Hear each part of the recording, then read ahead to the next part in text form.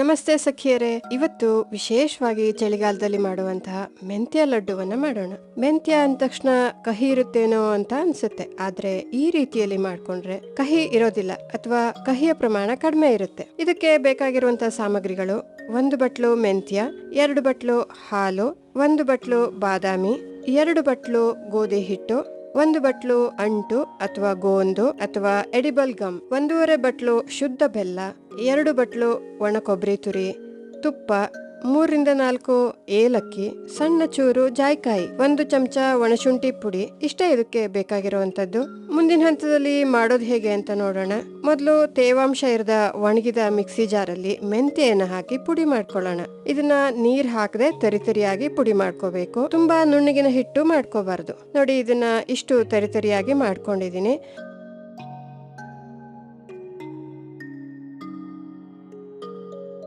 ಇದನ್ನ ಒಂದು ಪಾತ್ರೆಗೆ ಹಾಕೊಳ್ಳೋಣ. ಹಾಲು ಹಾಕೊಳ್ಳೋಣ.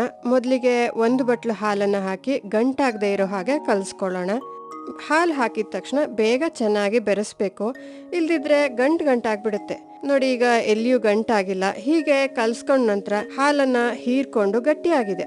ಇನ್ನೊಂದು ಸ್ವಲ್ಪ ಹಾಲು ಹಾಕಿ ಕಲ್ಸ್ಕೊಳ್ಳೋಣ. ಈ ರೀತಿಯಲ್ಲಿ ಹಾಲು ಹಾಕಿ ಕಲ್ಸೋದ್ರಿಂದ ಏನಾಗುತ್ತೆ ಅಂದ್ರೆ ಮೆಂತ್ಯ ತರಿ ಉಬ್ಬಿ ಮೆತ್ತಗಾಗುತ್ತೆ, ಮತ್ತೆ ಇದರಲ್ಲಿರುವಂತಹ ಕಹಿ ಅಂಶ ಕಡಿಮೆ ಆಗುತ್ತೆ. ಇದಕ್ಕೆ 2 ಬಟ್ಲು ಹಾಲನ್ನ ಹಾಕಿ ಕಲ್ಸ್ಕೊಂಡಿದೀನಿ. 1 ಗಂಟಿಲ್ದೆ ಇಷ್ಟು ತೆಳ್ಳಗೆ ಕಲ್ಸ್ಕೊಂಡಿದೀನಿ. ಈ ರೀತಿಯಲ್ಲಿ ಗಂಟಿಲ್ದಂಗೆ ಚೆನ್ನಾಗಿ ಕಲ್ಸ್ಕೊಂಡ ನಂತರ ಇದನ್ನ 2-4 ಗಂಟೆವರೆಗೂ ಮುಚ್ಚಿಟ್ಟು ನೆನೆಯೋದಕ್ಕೆ ಬಿಡಬೇಕು. ಕಡಿಮೆ ಅಂದ್ರೂ 2 ಗಂಟೆ ನೆನೆಸ್ಕೋಬೇಕು. ಅಷ್ಟರಲ್ಲಿ ಮುಂದಿನ ತಯಾರಿಯನ್ನ ಮಾಡ್ಕೊಳ್ಳೋಣ. ಒಂದು ಬಾಣ್ಲೆಗೆ 3-4 ಚಮಚದಷ್ಟು ತುಪ್ಪ ಹಾಕಿ ಬಿಸಿ ಮಾಡ್ಕೊಳ್ಳೋಣ. ಇದು ಎಡಿಬಲ್ ಗಮ್ ಅಂದ್ರೆ ತಿನ್ನಲು ಯೋಗ್ಯವಾದ ಅಂಟು. ಇದನ್ನ ಅಂಟಿನುಂಡೆ ಮಾಡೋದಕ್ಕೆ ಬಳಸ್ತಾರೆ, ಗೋಂದು ಅಂತಾನು ಕರೀತಾರೆ. ಇದನ್ನ ಸ್ವಲ್ಪವಾಗಿ ತುಪ್ಪದಲ್ಲಿ ಹುರ್ಕೊಳ್ಳೋಣ. ಇದು ಬಿಸಿ ತುಪ್ಪದಲ್ಲಿ ಸಂಪೂರ್ಣವಾಗಿ ಮುಳುಗಿ ಕೆಲವು ಸಮಯ ಕಳೆದ ನಂತರ ಗರಿಗರಿಯಾಗಿ ಅರಳುತ್ತೆ. ಯಾವ ರೀತಿ ಅಂದ್ರೆ ಸಬ್ಬಕ್ಕಿ ಸಂಡಿಗೆ ಎಣ್ಣೆಗೆ ಹಾಕಿದ ತಕ್ಷಣ ಅರಳಿ ಗರಿಗರಿ ಆಗುತ್ತಲ್ಲ, ಹಾಗೆ ಅಂಟು ಸ್ವಲ್ಪವಾಗಿ ಅರಳಿ ಬೆಳ್ಳಗಾಗ್ತಾ ಇರೋದು ಕಾಣಿಸ್ತಿರ್ಬೋದು. ಇದನ್ನ ಚೆನ್ನಾಗಿ ಹುರಿದು ಗರಿಗರಿ ಆಗಿಲ್ಲ ಅಂದ್ರೆ ಇದನ್ನ ಪುಡಿ ಮಾಡೋದಿಕ್ಕೆ ಆಗೋದಿಲ್ಲ, ಮತ್ತೆ ತಿನ್ನುವಾಗ ಬಾಯಿಗೆ ಅಂಟುತ್ತೆ. ಆದ್ರಿಂದ ಇದನ್ನ ಚೆನ್ನಾಗಿ ಹುರ್ಕೋಬೇಕು. ಈಗ ಎಲ್ಲವೂ ಬಿಸಿ ತುಪ್ಪದಲ್ಲಿ ಹೊರಳಾಡಿ ಬೆಳ್ಳಗೆ ಅರಳಿ ಗರಿಗರಿ ಆಗಿದೆ. ಇಷ್ಟ ಆದ್ರೆ ಸಾಕು. ಇದನ್ನ ಒಂದು ಬಟ್ಲಿಗೆ ಹಾಕೊಳ್ಳೋಣ. ತುಪ್ಪ ಬಿಟ್ಟು ಕೇವಲ ಅಂಟನ್ನ ಮಾತ್ರ ತೆಗೆದುಕೋಬೇಕು. ಈಗ ತುಪ್ಪ ಕಡಿಮೆ ಇರೋದ್ರಿಂದ ಇನ್ನೊಂದು 2-3 ಚಮಚದಷ್ಟು ತುಪ್ಪವನ್ನ ಹಾಕೊಳ್ತಾ ಇದ್ದೀನಿ. ಉಳ್ದಿರೋ ಅಂಟನ್ನ ಇದೇ ರೀತಿಯಲ್ಲಿ ಗರಿಗರಿಯಾಗಿ ಹುರ್ಕೋಬೇಕು. ಕೆಲವು ನಿಮಿಷಗಳು ಕಳೆದ ನಂತರ ಪೂರ್ತಿಯಾಗಿ ಅಂಟನ್ನ ಹದವಾಗಿ ಗರಿಗರಿಯಾಗಿ ಹುರ್ಕೊಂಡಿದ್ದಾಗಿದೆ. ಇದನ್ನ ಪಕ್ಕಕ್ಕಿಟ್ಬಿಡೋಣ. ನಂತರ ಅದೇ ಬಾಣ್ಲೆಯಲ್ಲಿ ಉಳ್ದಿರೋ ತುಪ್ಪದಲ್ಲಿ ಬಾದಾಮಿಯನ್ನು ಸಹ ಗರಿಗರಿಯಾಗಿ ಹುರ್ಕೊಳ್ಳೋಣ. ಇದು ಅಷ್ಟೇ, ತುಪ್ಪ ಚೆನ್ನಾಗಿ ಬಿಸಿ ಇರೋದ್ರಿಂದ ಬೇಗ ಕೆಂಪಗಾಗುತ್ತೆ. ಸುಮಾರು 3-4 ನಿಮಿಷ ಹುರ್ಕೊಂಡ ನಂತರ ಬಾದಾಮಿ ಸಿಪ್ಪೆ ಪಟಪಟ ಅಂತ ಸೀಳ್ಬಿಡುತ್ತೆ. ಬಾದಾಮಿ ಉಬ್ಬಿರುತ್ತೆ, ಬಣ್ಣ ಕೂಡ ಬದಲಾಗಿರುತ್ತೆ. ಇಷ್ಟಾಗಿದೆ ಅಂದ್ರೆ ಬಾದಾಮಿ ಚೆನ್ನಾಗಿ ಹುರಿದಿದೆ ಅಂತ. ಇದನ್ನು ಅಷ್ಟೇ ಒಂದು ಬಟ್ಲಿಗೆ ಹಾಕೊಳ್ಳೋಣ.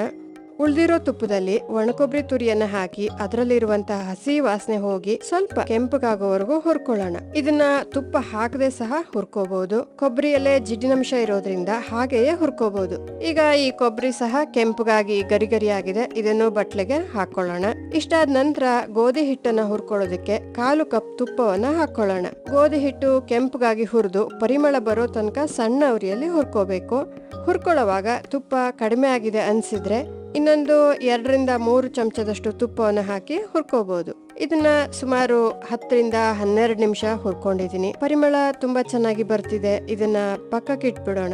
ಮುಂದಿನ ಹಂತದಲ್ಲಿ ಸುಮಾರು 4 ಗಂಟೆ ಕಳೆದ ನಂತರ ಮೆಂತ್ಯ ತರಿ ಚೆನ್ನಾಗಿ ನೆಂದು ಮೆತ್ತಗಾಗಿದೆ. ಹಾಲನ್ನು ಚೆನ್ನಾಗಿ ಹೀರ್ಕೊಂಡಿದೆ. ಇದನ್ನ ಚಮಚದಲ್ಲಿ ಒಮ್ಮೆ ಕಲಸ್ಕೊಳ್ಳೋಣ. ಈ ರೀತಿ ಮಾಡ್ಕೊಂಡ್ರೆ ಹುರ್ಕೊಳ್ಳೋದಕ್ಕೆ ಸುಲಭ ಆಗುತ್ತೆ. ಬಾಣ್ಲೆಯಲ್ಲಿ 3 ಚಮಚದಷ್ಟು ತುಪ್ಪವನ್ನು ಹಾಕಿ ಬಿಸಿ ಮಾಡ್ಕೊಳ್ಳೋಣ. ಈ ಬಿಸಿಯಾಗಿರುವಂತಹ ತುಪ್ಪದಲ್ಲಿ ಮೆಂತ್ಯೆಯನ್ನ ಹಾಕಿ ಹುರ್ಕೊಳ್ಳೋಣ. ಇದನ್ನು ಅಷ್ಟೇ ಸಣ್ಣ ಉರಿಯಲ್ಲಿ ಕೆಂಪಗೆ ಹುರ್ಕೋಬೇಕು. ಈಗ ಒಂದಕ್ಕೊಂದು ಅಂಟ್ಕೊಂಡಿರೋ ಹಾಗೆ ಕಾಣಿಸುತ್ತೆ. ತುಪ್ಪದಲ್ಲಿ ಹುರಿತಾ ಬಂದಂಗೆ ಎಲ್ಲವೂ ಕೂಡ ಬಿಡಿಯಾಗಿ ಉದುರಾಗುತ್ತೆ. ಇದನ್ನ 12-15 ನಿಮಿಷ ಹುರ್ಕೋಬೇಕಾಗುತ್ತೆ. ಸ್ವಲ್ಪ ಹೊತ್ತು ಈ ರೀತಿಯಲ್ಲಿ ಹುರ್ಕೊಂಡ ನಂತರ ಸ್ವಲ್ಪ ಬಿಡಿಯಾಗಿ ಕಾಣಿಸ್ತಾ ಇದೆ. ಸುಮಾರು 15 ನಿಮಿಷ ಹುರ್ಕೊಂಡ ನಂತರ ಕೆಂಪಗಾಗಿದೆ, ಉದುರಾಗಿದೆ. ಇಷ್ಟಾದ್ರೆ ಸಾಕು. ಒಲೆ ಆರಿಸಿ ಪಕ್ಕಕ್ಕಿಡೋಣ.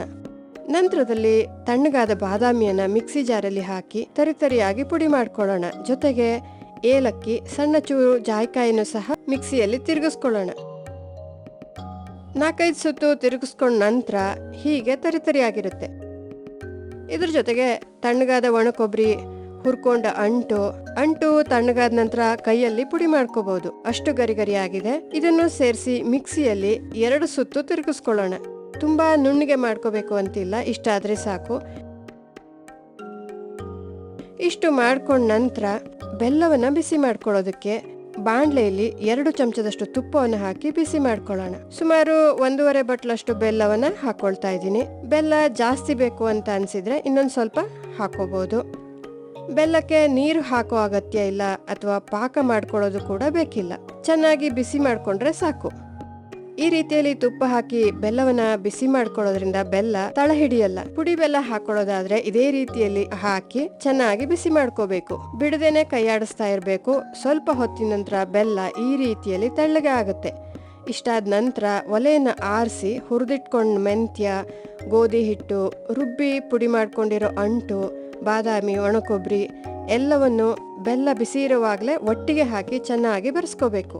ಈ ಲಡ್ಡು ಅಥವಾ ಉಂಡೆಯನ್ನ ವಿಶೇಷವಾಗಿ ಚಳಿಗಾಲದಲ್ಲಿ ಬಳಸೋದ್ರಿಂದ ಬರುವಂತಹ ಮೈಕೈ ನೋವು, ಶೀತ, ಕೆಮ್ಮು ನಿವಾರಣೆ ಮಾಡ್ಕೋಬಹುದು.